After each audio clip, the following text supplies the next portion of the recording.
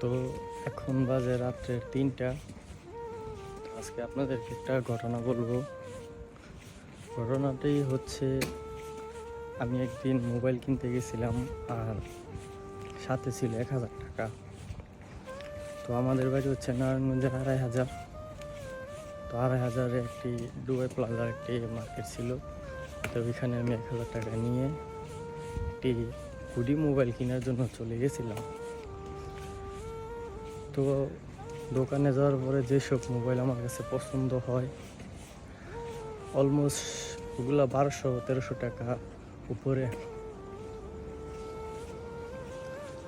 আর আমার কাছে তখন ছিল না, আমার কাছে ছিল 1000 টাকা।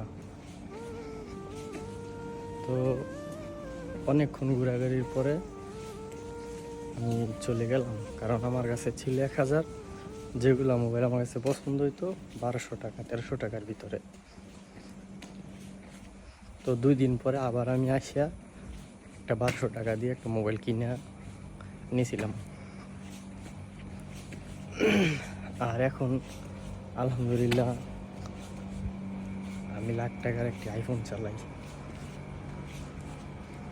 তো আমার কিছু মানুষ বলে এটা নাকি আমার ব্যর্থতা।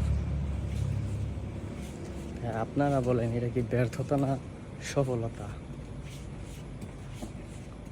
কারণ আমি একজন প্রবাসী, এইসব মোবাইল কিনে আমার কাছে কোনো ব্যাপার না।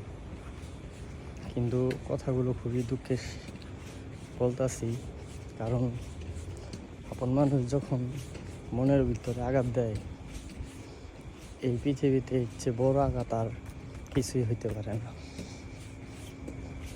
ধন্যবাদ।